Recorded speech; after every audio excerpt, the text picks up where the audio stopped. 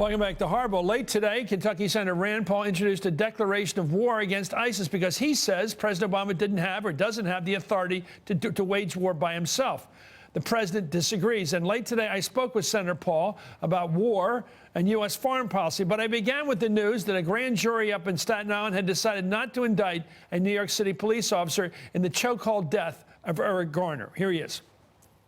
Joining me now is Kentucky Senator Rand Paul. Senator, you've made a real effort to reach across the aisle in terms of minority support. How do we bridge the gap between white and black at this time when these kind of situations like just broke in New York with the Garner case? How do we do it? How do we get past it?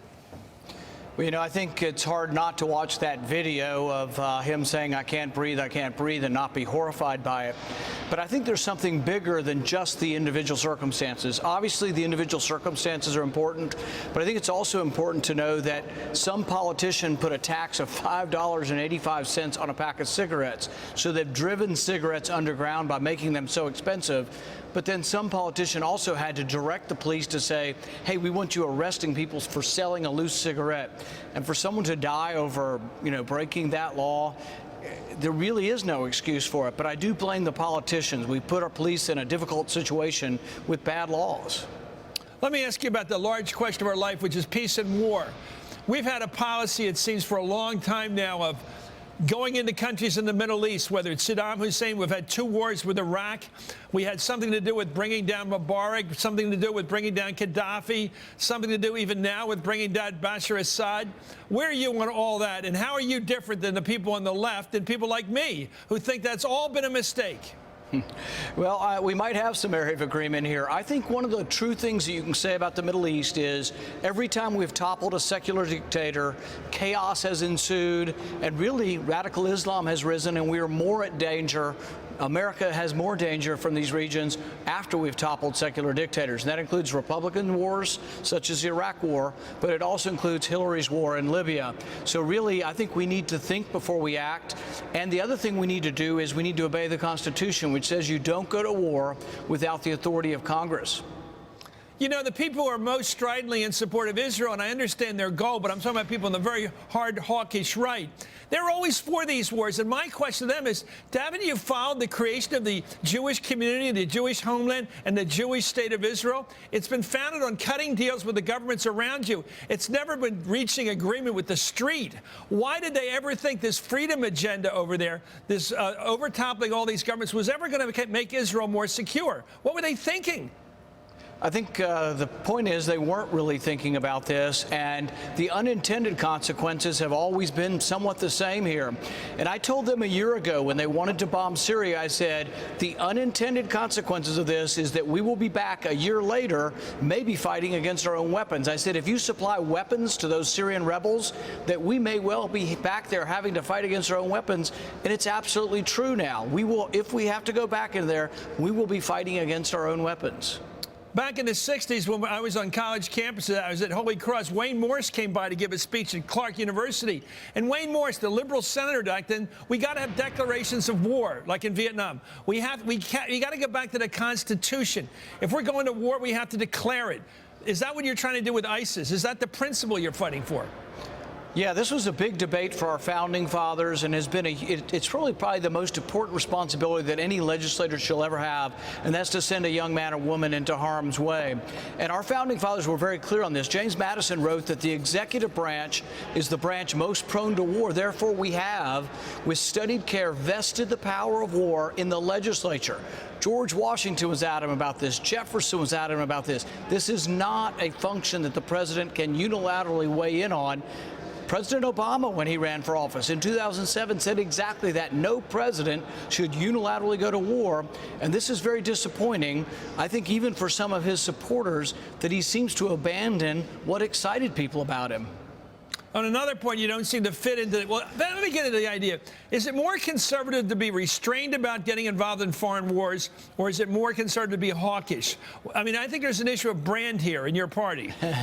I think it depends on how you define conservative. Wars are very expensive, but most conservatives think that the primary function, myself included, think that the primary function of the federal government is to defend the country because it's something that the collective has to do. It can't be done individually or by corporations. So the federal government does have a role in defending the country. It's a very important role. But I think also defense is different than offense. And so the people who want to be involved in wars all across the globe, and you know, some of the people who wanted to be involved in Libya this time, a year before, the exact same people in Washington wanted to support Gaddafi. They were there. Remember, WikiLeaks released documents saying that 3 senators were over there and they wanted to give weapons to Gaddafi. Then a year later, they wanted to give weapons to the rebels. So they've been on both sides of all these wars, and I think really have not fully thought through the unintended consequences of always being involved everywhere. Of course, Hillary Clinton is the person you're talking about there on the Democratic side, and John Kerry and a lot of others. Joe Biden all supported the war in Iraq. And my question, I'm going to run through all of them. Did the United States have a vital interest in going to war with Iraq the first time? Did we have a vital interest the second time? Did we have a vital interest in helping to topple Egypt's government of Mubarak, the military government? Did we have a vital interest in going to war against Libya? Do we have a vital interest today in going against Gaddafi? I mean, against Bashar Assad? Where does this expansion notion that every time somebody that we don't like a little bit, or Israel doesn't like a little bit, we got to go to war with them? Where's that come from? And it's in your party more than the Democratic Party, although it's in both, that mentality. Not that we're pointing fingers, Chris, but... Okay, but no, is it true what I said? No, is your party more hawkish than the Democrats? Isn't it? Here, I think what is true is that you look at each one of these situations, the first check and balance is that you don't let a president do it unilaterally. It has to be debated and discussed in Congress. That's your first check and balance. Then you have to discuss the facts. And I think in almost every instance that you mentioned, Saddam Hussein, there's less stability with Hussein gone. Hussein was actually a check and balance against Iran, and there was some stability by pitting one against another or letting them check and balance each other. Gaddafi being gone, it's more dangerous there. Our ambassador was assassinated. The embassy has fled into Tunisia. In Egypt, I think we were worse off for a while and still, in many ways, are not a lot better than we were before. Syria, I tell people this over and over again. I can't find anybody to dispute this on a factual ground. Had we bombed Assad a year ago, ISIS would be in Damascus, and ISIS would be 10 times stronger than they are now had we bombed Assad. Doesn't make Assad a great guy, but Assad is somewhat a counterbalance against ISIS. I'm remarkably in agreement with you, Senator, so much. That's scary a bit. Anyway, let me ask you this about where you are also going in your own direction, given your party's position. I think you're out there with Senator Gillibrand of New York fighting for an outside check on sexual abuse of military women. Explain. You know, I think nothing motivates me more than trying to make sure that the law defends the defenseless and defends those who are minorities, not just color of the skin, but could be gender, but also could be a minority because of your ideology, the shade of your ideology. So when I hear about people being violently abused and that they have to report this to their commander, to me, it's kind of like you work for a corporation and you'd have to report being abused to your boss, who may well be a drinking buddy with someone who abused you. Really, it makes more sense to have it outside the chain of command. I don't understand why someone who's been abused would have to report it to someone who may well be a friend of the person who did the abusing. It should be to people who don't know any of the people.